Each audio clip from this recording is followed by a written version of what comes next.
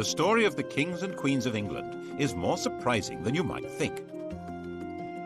It's a fine drama, 1,000 years of tales of lust and betrayal, of heroism and cruelty, of mysteries, murders, tragedies, and triumphs. And it's also quite unlike the history of other countries' royalty. The thing about the kings and queens of England is that they're totally different from anywhere else, which probably explains why they're still in business when almost everywhere else they've either been given the chop or have stopped being regal. This programme looks at England's monarchs from the death of Queen Anne to the accession of Victoria. Well, Britain's monarchs, actually. And if you look at Europe at the start of this story in 1714, you'll see just what I mean. A European king is an absolute ruler. Louis XIV, Peter the Great, Philip V of Spain, Frederick William of Prussia, all men of unlimited power. It's not like that in Britain.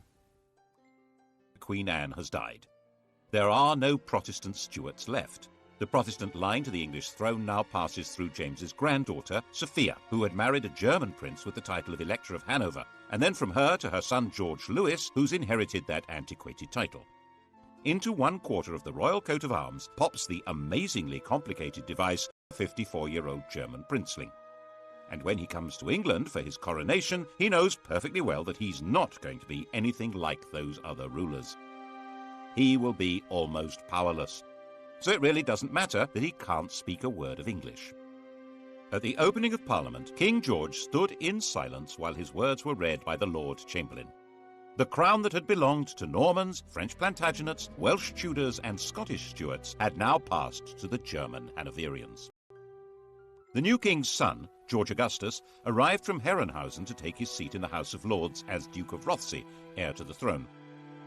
Before leaving Germany, he proudly declared, "I had not a drop of blood in my veins which is not English." Rothesay, of course, is a Scottish dukedom. George Augustus did share one trait with his father's English subjects, a hearty dislike of King George, and for the same reason. 20 years before George became King of England, something very mysterious had happened to his wife's best friend, the dashing Count Königsmarck. His wife, Princess Sophia Dorothea, had come to detest her husband, who spent his time either engaged in endless European wars or enjoying his various mistresses. Königsmarck tried to help her escape from Hanover. He failed.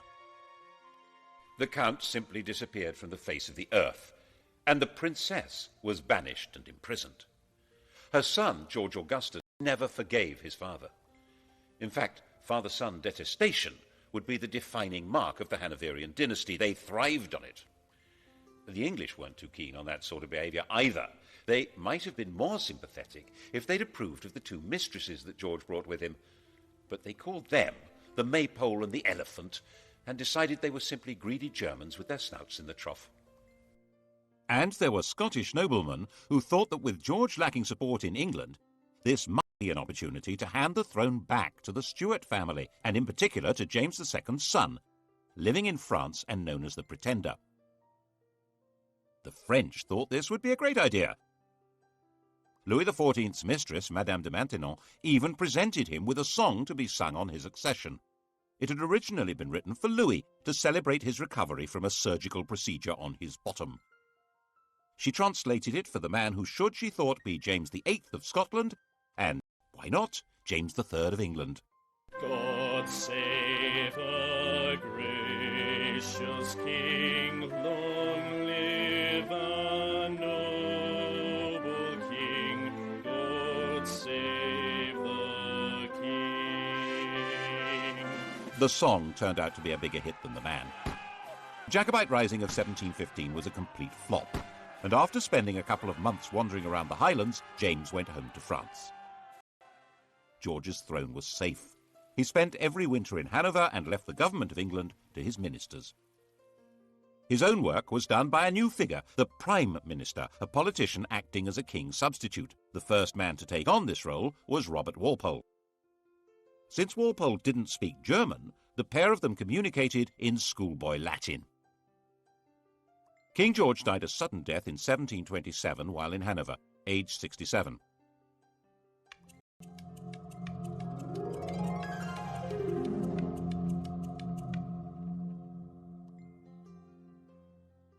His son was living in Richmond, forbidden by the old man to take any part in court life or even to see his own children. When Walpole came with the news of his father's death, George II appears to have regarded it as a wind-up. That is one big lie. But the outcast prince was indeed now George II, by the grace of God, King of Great Britain, France and Ireland, Defender of the Faith, Elector of Hanover, Duke of Brunswick-Lüneburg and Duke of Celle. When he'd been convinced, he came here to Leicester Square. At the time it was Leicester House, where he'd been running his own court. And here he was attended by the Archbishop of Canterbury, who formally presented the most powerful documents in the world. When William the Conqueror and Henry II died, their wills established who would rule after them. George took his father's will and, instead of opening it, shoved it in his pocket. It was never seen again, to the great disappointment of his father's mistresses.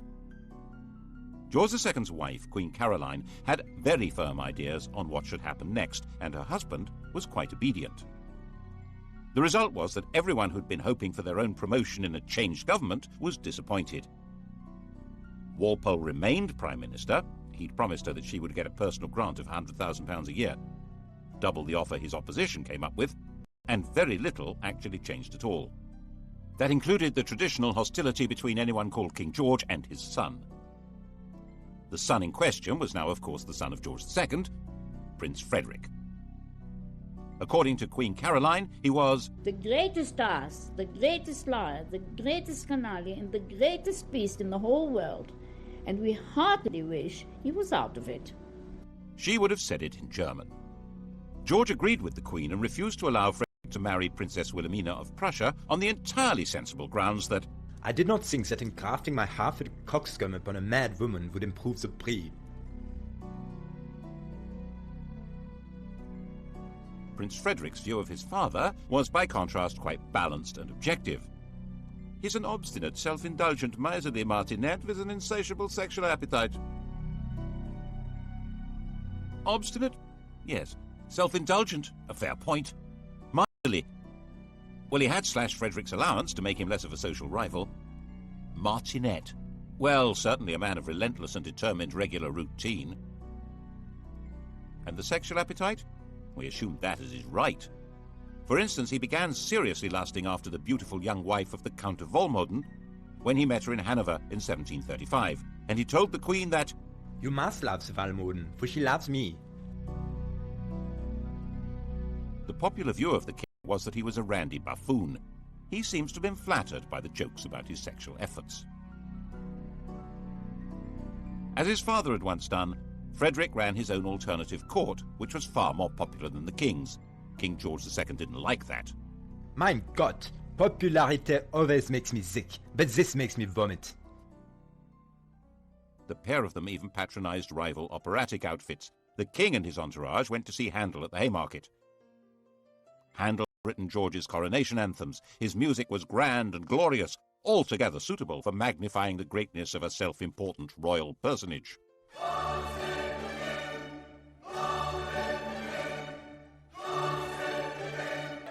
The prince and his crowd stayed away. They went instead to the Theatre Royal in Lincoln's Inn Fields. That was where opera was being transformed into popular musical theatre. The biggest hit was The Beggar's Opera, a vigorous tale of the criminal classes, which lots of people said was intended as a satire on the court and Walpole's government. When you censure the age, be cautious and sage, lest the courtiers offended should be. If you mention vice or bribe, 'tis so pat to all the tribe, each cries, that was levelled at me. It was all very entertaining, watching royalty playing out their family quarrels, but they were not quite reduced to the level of powerless performers. King George was a fighting man, like his father, head of the army, and very much engaged in the quarrels between the rulers of continental Europe. Walpole tried hard to keep him out of wars, but in 1739 the king got his way and England went to war with Spain.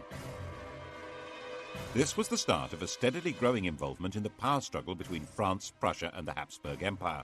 Its culmination for George came in June 1743. He found himself under attack by the French at a German village called Dettingen.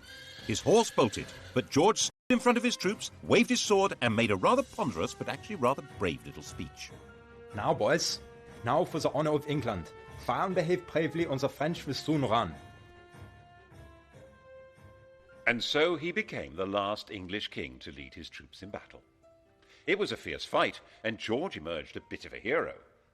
But he didn't rule the country. Governments and ministers came and went not because he wanted them, but because Parliament wanted them. In fact, George called himself a prisoner on the throne. In 1745, he played no part in the battles of Prestonpans or Culloden, which were far more important to the throne than the Battle of Dettingen. After all, they were battles for the throne itself. The cause of King James Stuart, the king who'd fled from William of Orange in 1688, had never been forgotten by the Scottish Highlanders. Its supporters of a Roman Catholic monarchy, were called Jacobites, the Latin for James being Jacobus. James's son, the Pretender, had tried and failed to take the throne in 1715, and now, 30 years on, he was known as the Old Pretender. His son Charles, born in Rome, was the Young Pretender. Bonnie Prince Charlie to his supporters, Charles Casimir was 25 years old, pale, thin, romantic and brave. And he decided that George was so unpopular it would be a doddle to take over. He turned up at his own expense in the Hebrides and summoned the Scottish clans. Most of them responded, but out of a combination of loyalty and desperation rather than conviction. Enthusiastically welcomed into Edinburgh and roundly defeated the government army at Prestonpans. The news created a passion of patriotism when it reached London. The city might have lampooned the court and sneered at it, but this was different. That evening the king was visiting the theatre, the King's Theatre, Drury Lane, and the orchestra struck up a tune which they'd just got hold of. God save a gracious king, long live a noble king, God save the king. The audience loved it. None of them knew that it had been the Old Pretender's music, or the King of France's. The song had changed sides and became the national anthem. Actually, it became everybody's anthem at one time or another. Frenchmen, Germans, Russians, Swiss, Liechtensteiners, Swedes, Danes and Americans have all swelled with patriotic pride to exactly the same tune. But when God Save the King became London's big hit, it was because no one could see how the king would be saved any other way. Marshal Wade, the best officer in the government army, said that Scotland was lost and England would fall prey to the first comer. Lord, grant that Marshal Wade may by thy mighty aid victory bring.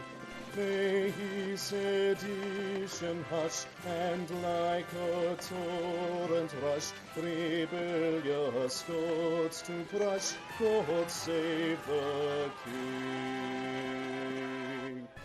The rebels took Manchester, then Derby. London trembled, but not as much as the clansmen. They'd marched expecting England to rise in their support and the French to invade. Instead, they had no support at all. Most fundamentally, they realized that the English would never accept a Roman Catholic king. They'd outflanked a large English army, but it was now on their tail, and another was coming up from London. So back they went, and the clansmen were finally slaughtered in their thousands at Culloden in April 1746. Charles hid out for months in the Scottish Islands, hunted through the mountains by troops and with a price on his head, but protected by tribal loyalties until he finally escaped back to France. And the clan culture of the Highlands was systematically and ruthlessly extirpated. Clans were dispersed, their leaders imprisoned or executed, plaid and weaponry and bagpipes were banned. The would-be Charles III made a bizarre secret return to England in 1750, where he converted to Protestantism and expected this would encourage his supporters to have more hope. They were more impressed by his degree of attachment to the bottle, not so much the king over. George also found his other great enemy removed. His son Frederick died in 1751. He'd been hit hard in the stomach by a tennis ball, and the resulting abdominal ulcer burst and killed him. The new heir to the throne was a 12-year-old child, Frederick's son, George. But the great problems of the kingdom were outside the king's grasp. His country was now a great imperial trading power, with huge involvements in India, the East Indies, North America, and the Mediterranean. So was France. At the same time, continental Europe was constantly boiling over into war, and Hanover was in the middle of that. In 1756, the great powers finally locked horns in a do-or-die struggle that would girdle the whole world. This would become the 7 Years' War. It was truly the First World War. Britain fought in the name of its king, but that king now neither directed policy nor took part in the battles. A new world. In fact, affairs were so far out of the king's control that when he dismissed ministers he didn't like, they came right back again. So far as the English were concerned, this was just how things ought to be. Englishmen were entitled to liberty. The despots were on the other side, Catholic France and Austria. Their whole life, commerce, industry, and fighting force was directed at royal tyrants who ruled over starving and powerless peasants. And on the other side, Protestant Britain, whose commerce was run by men of business, whose industry was directed by free tradesmen, whose army and navy were run by heroes and manned by proud free men, and whose court was the centre of society, not of autocratic power. And that was how many of the British really did see it. Of course, they were also fighting with despotic Prussia, but that was a minor detail. The general perception was that this was a war of free Britons against European despots. Poor George died at the height of the war in 1760, and it didn't matter at all.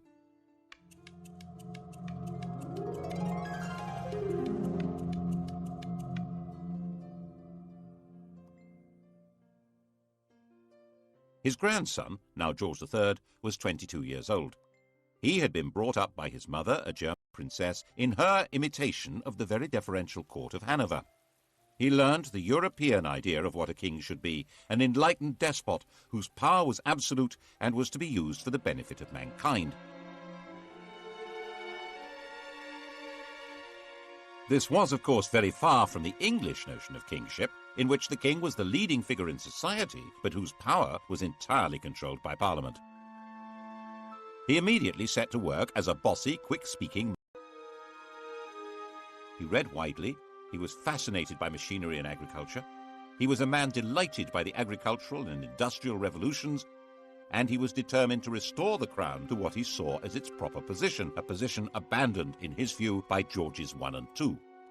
Unlike them, he'd been born in England and spoke good English, even if his grasp of grammar was ropey, and he had no old or young pretender to challenge him. At the opening of his first parliament, he declared, "Born and educated in this country, I glory in the name of Britain." Parliament was controlled by one party, the Whigs, effectively an oligarchy of rich men who ran the country by a system of bribery, patronage, and nepotism. George felt that it was his job to improve matters. And so began the most catastrophic reign since James II. If it hadn't been for George III's attempt to turn back the clock, the inhabitants of New York might still be using British passports, and the inhabitants of Los Angeles and Miami, Spanish ones. Now there's a thought. To break the power of the Whigs, he set about creating what was almost his own political party, a group of MPs known as the King's Friends. He took back the power of distributing positions and favours from the government and did it himself, so he soon built up a collection of political dependents.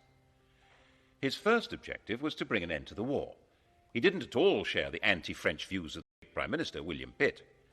It took a lot of political manipulation, but in 1763, with Pitt removed from power, a peace treaty was signed.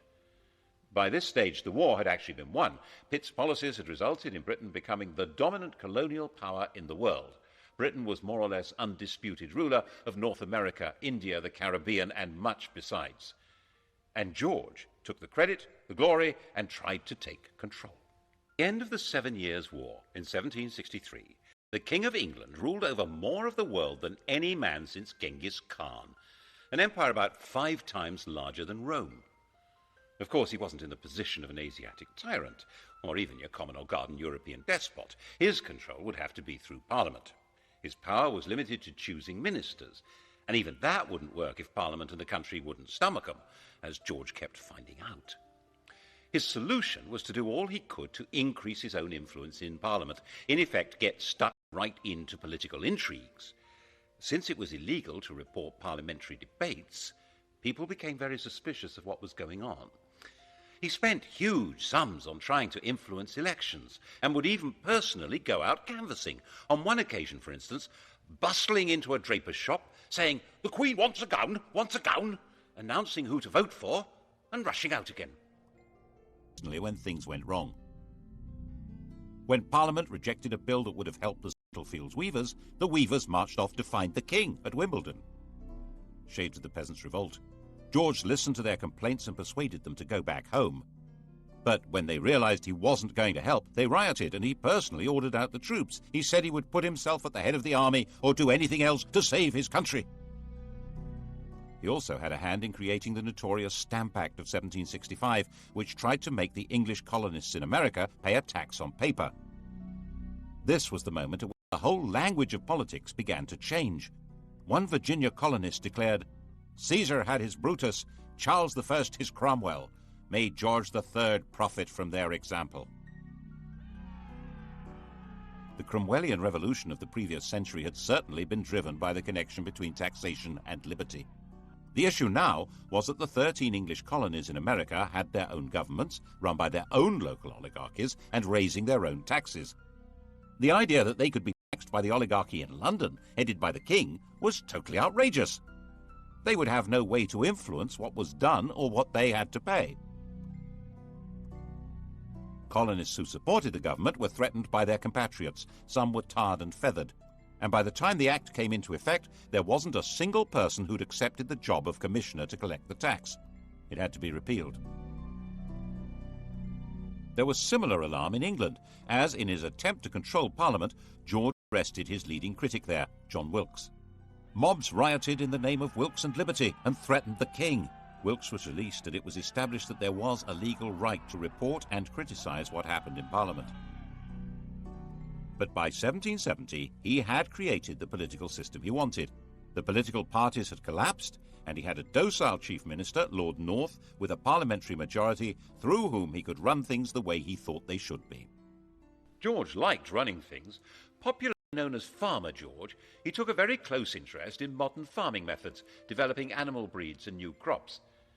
These were the same modern farming methods which, by enclosing common lands and creating large self-contained farms, were breaking up village communities all over England and creating a new class of half-starved, landless wage labourers. Bad harvests didn't help, nor did a collapse in trade. The colonists in America were showing their anger by refusing to import anything from Britain.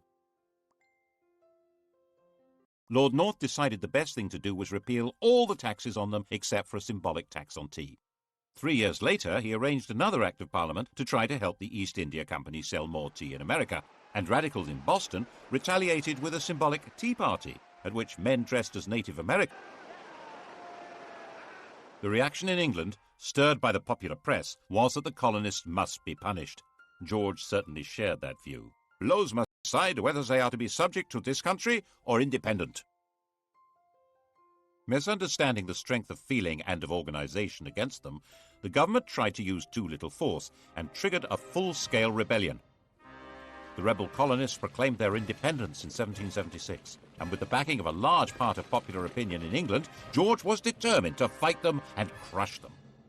The result, as many less warlike Englishmen had been warning, was disaster for England. Even Lord North wanted out, but George was in charge.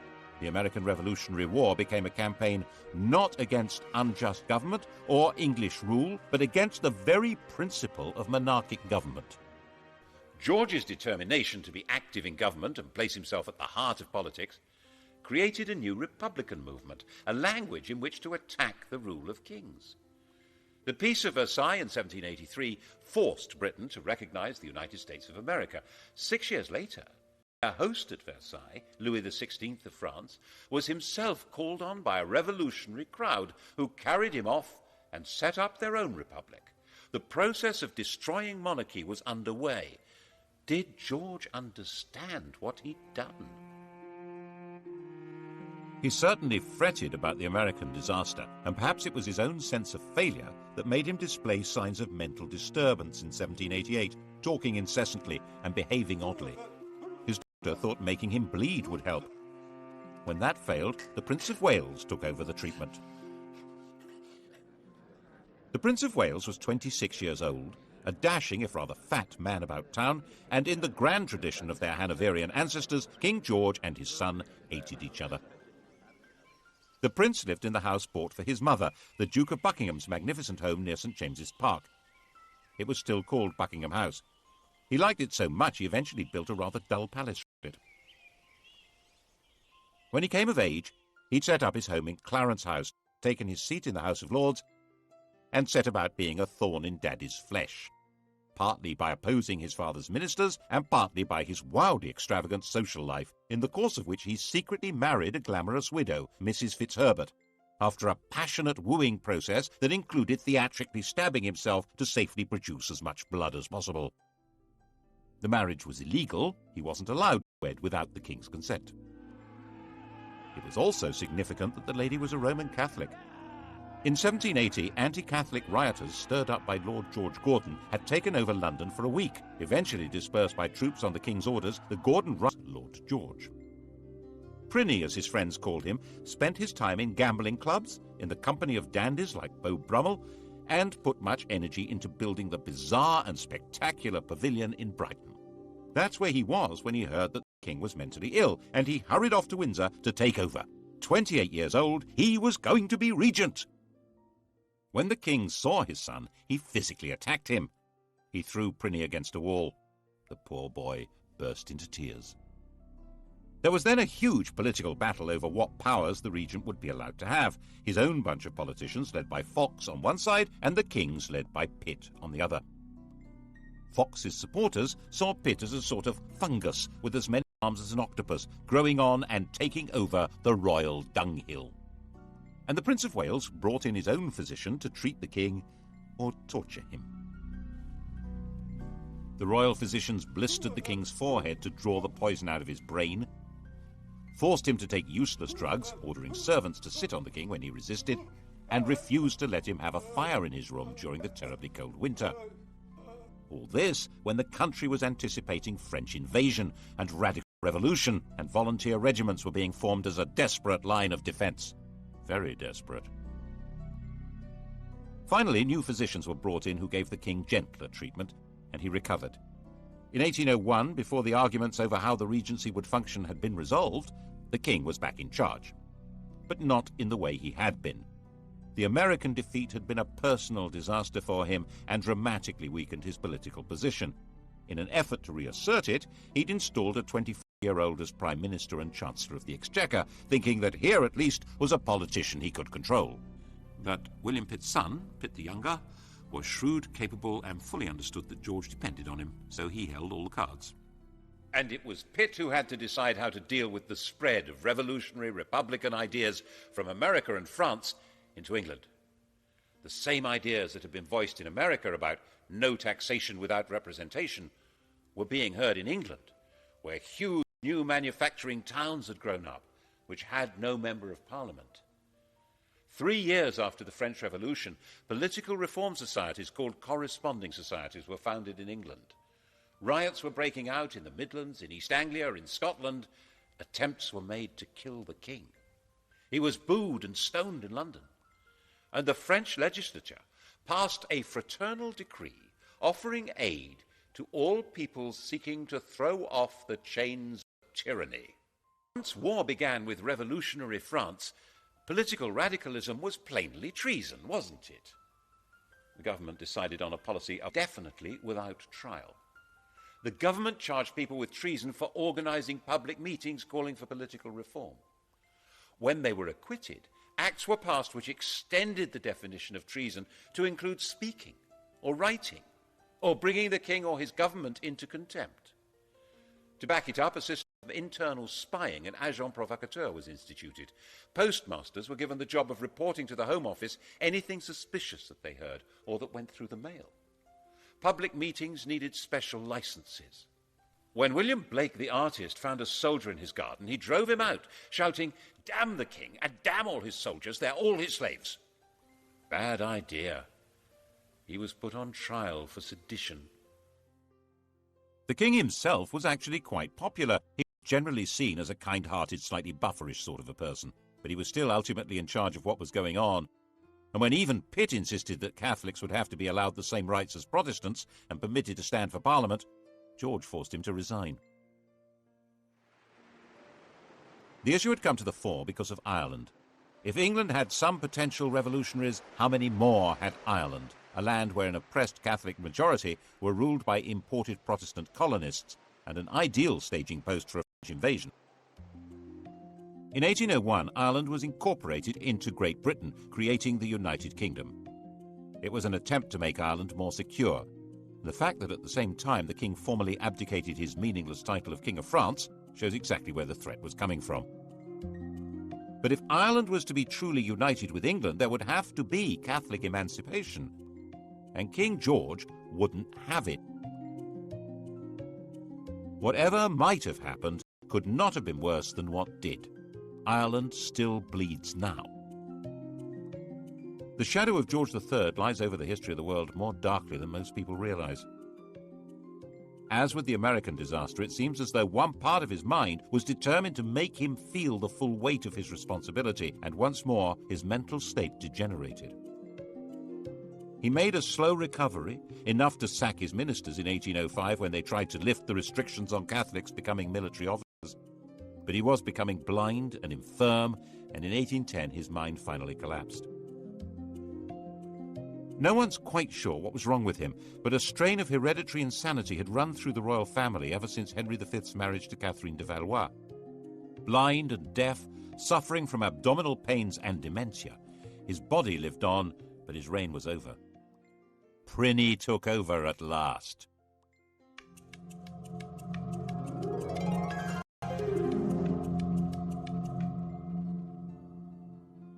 The European monarchy had been transformed. The enlightened despots had fallen. Napoleon's empire had swallowed them up, replacing them with dictators from his own family or under his control. Even Hanover had been overwhelmed. The Tsar still survived, but Napoleon was about to invade Russia. Britain stood virtually alone. And in Britain, the ancient principle of the royal prerogative was now in the fat, clammy hands of a gambling, massively indebted, roly-poly dandy with a passion for show and splendor. But the military genius of Wellington and Nelson didn't need a king to guide it. So under his uninspiring, even ridiculous leadership, Napoleon was defeated and the decrowned heads of Europe were brushed down and put back on their thrones. Why, the ruler of the United Kingdom even became King of Hanover. Prinny had been against everything his father stood for, but now he was in power. He suddenly adopted all his father's political principles, especially his determined opposition to letting Catholics have civil rights and to any reform of Parliament. Elections were basically a farce, with some MPs representing constituencies with almost no voters, and the vast majority of people unrepresented. The king thought this was fine. Lots of other people didn't. And this became a desperate issue in the years after the Napoleonic War. There were thousands of unemployed ex-soldiers. There was an agricultural depression made worse by the terrible summer of 1816, and there was increasing unemployment due to the use of new machinery.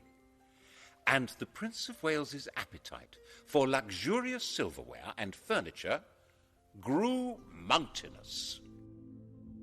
Graffiti appeared saying death or the regent's head. At the end of 1816, there was a full-scale riot in London aimed at setting up a radical government. The next month, the Prince Regent's carriage was mobbed on his way to open Parliament. The grim apparatus of repression was revived. The death penalty was restored for unlicensed public meetings. Printers of seditious material were to be seized. There was plenty of seditious material. The Prince Regent was a laughingstock. The flood of caricatures and satires was unstoppable. Extravagance was spectacular. A few years earlier, the government had agreed to clear his huge debts on condition that he made a legal marriage. The victim selected was his cousin Caroline of Brunswick, a charming, friendly and unassuming young lady who was also a bit of an exhibitionist. He spent the wedding night drunk. After 9 months to the day, Caroline gave birth to a daughter, but by then her husband had long abandoned her. He devoted himself to the pursuit of motherly mistresses and treated Caroline with a and the Brighton Pavilion made that declaration loud and clear. George III finally died in 1820, having notionally reigned for 60 years, the longest reign until Victoria. And he was 81, the longest life of any British ruler so far.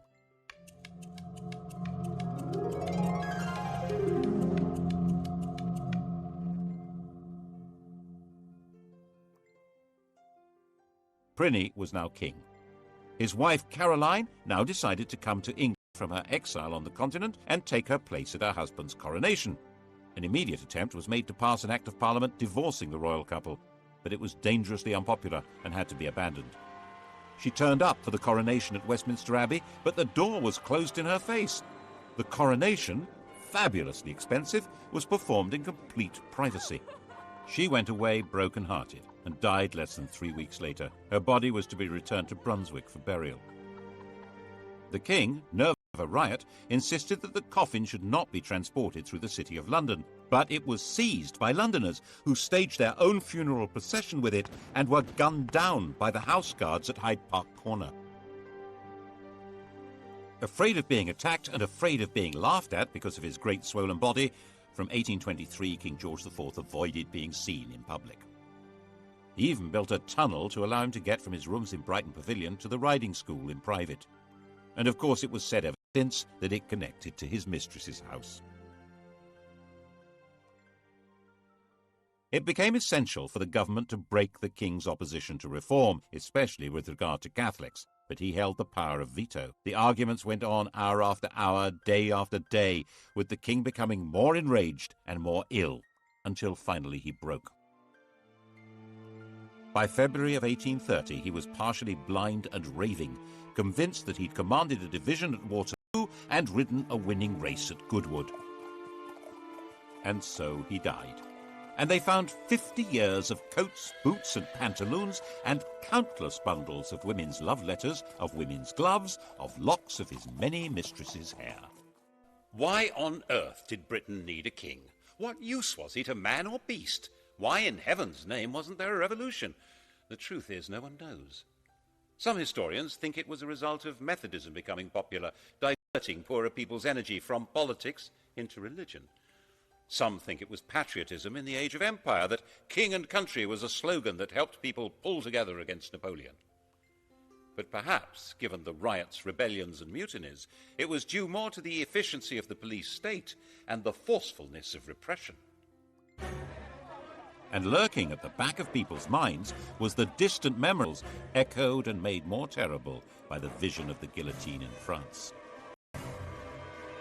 Always keep a hold of nurse, for fear of finding something worse. Despite George's enthusiastic sexual enterprise, he had only produced one legitimate child, and she died in childbirth. The heir to the throne was his brother William, who was 54.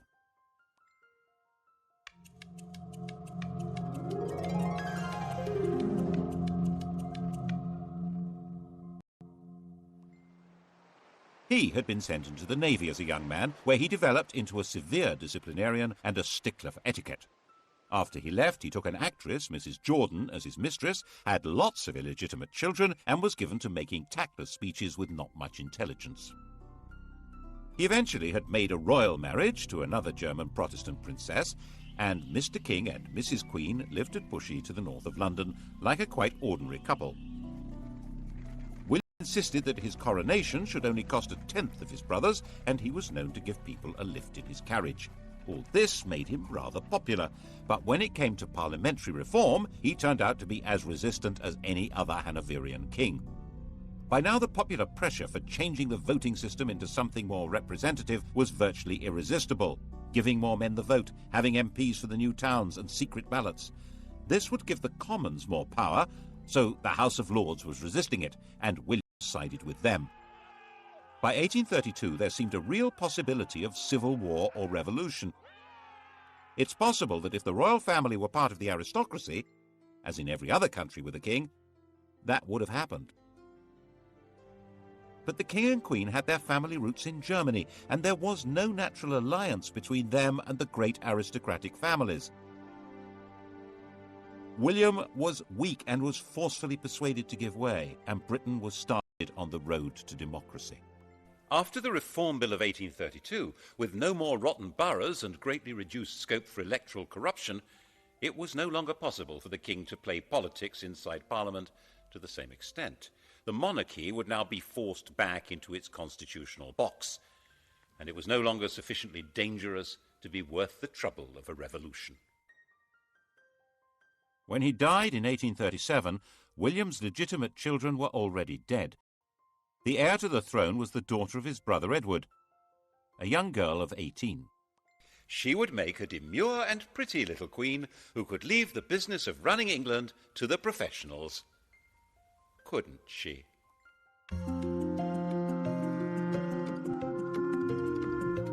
Sky Digital viewers, press red. On UK TV History next, the modern kings and queens of England coming up here on History, and starting on documentary, The Best of British. Blue Planet.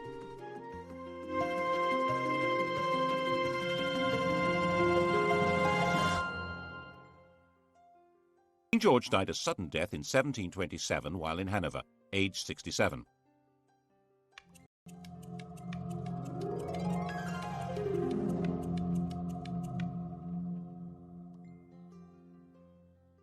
His son was living in Richmond, forbidden by the old man to take any part in court life or even to see his own children. When Walpole came with the news of his father's death, George II appears to have regarded it as a wind-up. That is one big lie. But the outcast prince was indeed now George II, by the grace of God, King of Britain, France and Ireland, Defender of the Faith, Elector of Hanover, Duke of Brunswick-Lüneburg and Duke of Celle. When he'd been convinced, he came here to Leicester Square. At the time it was Leicester House, where he'd been running his own court. And here he was attended by the Archbishop of Canterbury, who formally presented the most powerful documents in the world. When William the Conqueror and Henry